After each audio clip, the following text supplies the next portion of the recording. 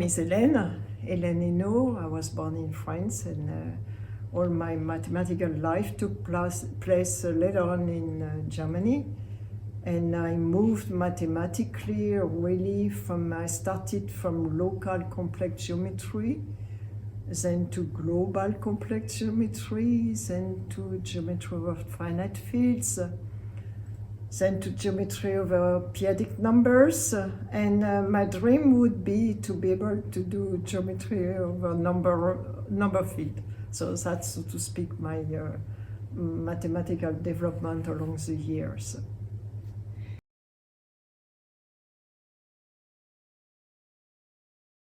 So, of course, because my mathematical life is quite long, the interest has been moving also according to the mathematical news.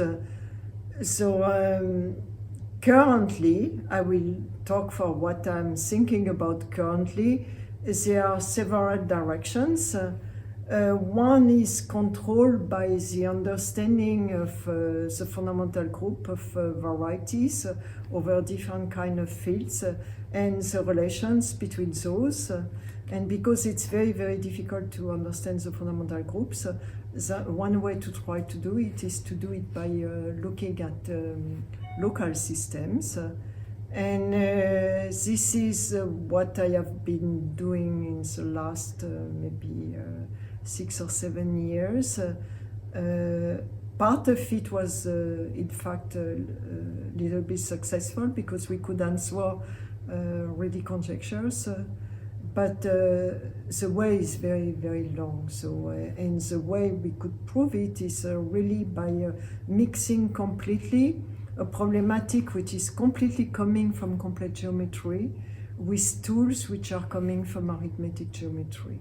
And to be more precise, not only it's coming from arithmetic geometry, but it's really coming from a hard part of arithmetic geometry, the arithmetic Langlands program and the geometric Langlands program. So this is quite satisfactory that we can merge, so to speak, in one kind of problem all those methods to answer really a question which is coming from complex geometry. Another direction concerns the existence of rational points over different fields on certain varieties which have geometric properties. In fact, this direction, while the term arithmetic geometry is coming from the ligne and aims at describing the broadness of geometry done with arithmetic methods and over some fields which are not the complex numbers. The direction in which I've been working is a direction which concerns more the problem of understanding arithmetic properties of a variety in connection to the kind of field on which we are and the geometry of the variety. So this is much less broad, but it is very precise question and or conjectures, and even to pose a conjecture shows a very deep understanding, because it has to say that this kind of geometry and this kind of field, for example, forces the existence of a rational point. So this direction has been initiated by Manin at the beginning of the 60s, and it had been a lucky moment in my life when I could answer really one part of the conjecture. So but the way I could think of it is via an analogy between complex geometry and geometry over finite field. But this conjecture hasn't been proven over all fields satisfying a certain property, and I hope to be able to return to this question one day.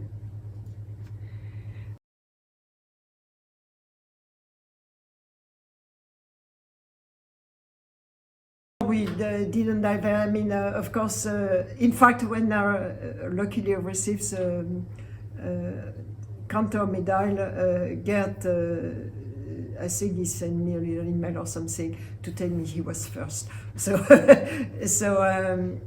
for me, as I tried to say at the beginning of our discussion, I started really with complex geometry, and in fact even local complex geometry before it became global complex geometry, and then moved to more arithmetic problems, while Gerd, at the age of basically 30, he proves the Mordell conjecture, which was really one key problem in arithmetic geometry. So it was geometry. I mean, I could understand the setup, but at the time, I didn't have the tools to understand the beauty of his ideas. So I would rather say that along the years, we met 1,000 times, and we are about the same, I mean, roughly the same age. And I can say, I would think we are befriended in some sense. And we follow each other, but we never interacted mathematically very strongly.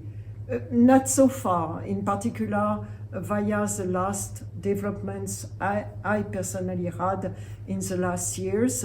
I was hitting some of his contributions, which are absolutely groundbreaking, but I never worked with him. I think maybe nobody really worked with Gerd. It's maybe it's not only me, but I was not too far. So I was able to, it was a source of inspiration, because maybe it is one of the reasons why I was moving more in the arithmetic direction. Okay, so I don't think we ever had any fight, because we were not really in direct, I mean, in a situation where we could have a fight, so yeah.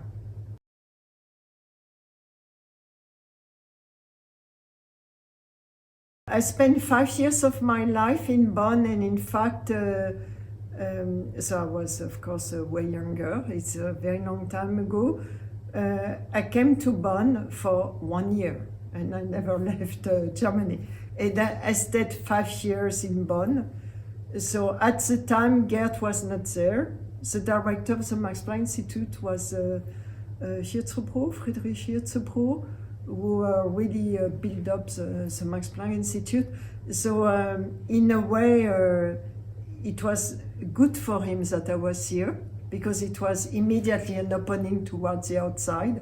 And immediately, in spite of my young age, he gave me some responsibility. I was in the scientific committee of the Max Planck Institute in a very young age. Because he really loved the influence coming from outside. He really wanted to make Germany in general, in Bonn in particular, again an international place for mathematics in the aftermath of the Nazi time. Even though it was already way later, you still felt the heaviness of the heritage. So that was my contact in Bonn. Of course, he was not the only contact. I made many friends. But Gerd was not there, because Gerd immediately after first he proved the Mordell conjecture in Wuppertal, so he wasn't in Bonn. And then immediately he got fantastic offers from everywhere, and he moved to the United States. So he was no longer here. And I don't remember exactly what year he came back from the US, but I think I was about to leave, or I had already left. So we didn't interact in Bonn. So for example, in Bonn, we were not together in the scientific committee. Of course, later he was the director, but then I was already gone. So we interacted a lot in committees, international committees, but not for the Max Planck Institute.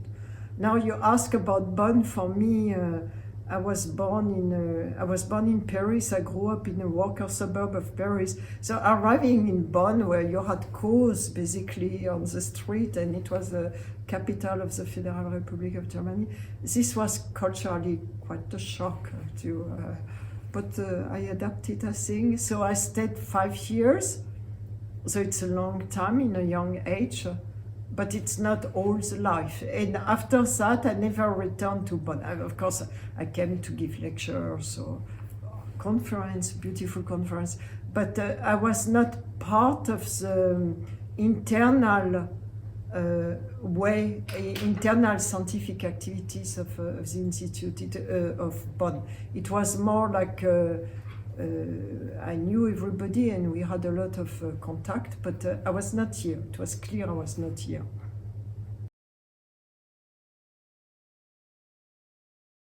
I'm more like a poet because I love the languages, I love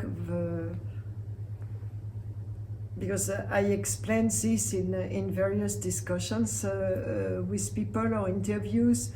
I really think that what we do has also something to do with the way we present. We use the semantics, the way when we write a theorem, we try to write it in such a way that it is striking, and this means really to value the sharpness of the words and the order in which we write them. And so I always love poetry, so maybe this is close to me, yeah. Yeah, I used to really love literature.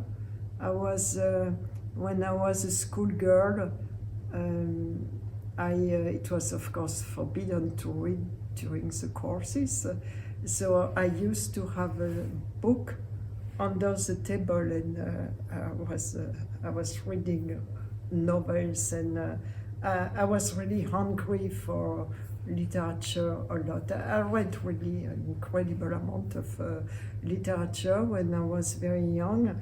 Later on it became more difficult because the mathematics are very demanding. So even if I opened a book, I was thinking of my problems, so it was difficult. I resumed when I met my then partner, who unfortunately died. He was the reason why I came to Germany, because I had the feeling I have really to understand his language, otherwise I don't understand him. I also have to understand his culture, and so I read, for some years I read a lot of German literature, of course in German, and this was a privileged way we communicated, because talking on books we had read both was a way to understand him and his culture and the background. So I think literature has been for years and years number one. It's no longer the case because life is so manifold, and I have no time to focus on literature. Maybe it will come back when I can no longer think of mathematics. Maybe I will come back to literature. Yeah.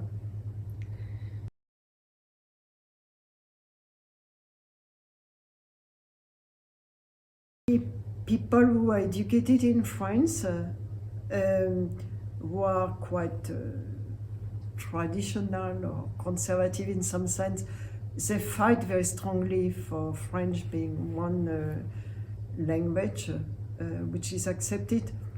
So I understand a little bit the viewpoint, and I understand the arguments that of course everything gets poorer if we have only one language. But because those people use French or have used French in the past, at the time France was a colonial power, and French was imposed on other people. So I think it's not, now we speak English, it is also imposed on us. So in that sense, I would say yes, it makes things poorer to speak only one language, but it reflects really the political reality. And I always joke with my friends and I tell them, if you complain because you have to speak English, you should be glad, thinking that next language you will have to learn is Chinese, because they will take over. So I think it has to do really with imperialism in some sense, superpower, and they are in the position to impose the language. France has been in this situation for a long time. It's really no longer the case. So my feeling is mourning for this situation is, I understand, but I don't mourn. I try, I try to enlarge the spectrum of languages people can touch, or so I would be very glad if people were interested in, I don't know, Persian or but for example, really to fight for French being one of the languages of the mathematical journals, I don't know. I must say it has never been my battle. Let's say like this. I never felt concerned, because what I value most, what I think we all cherish, is that we can talk to each other, we can communicate. And that is really the number one value for me.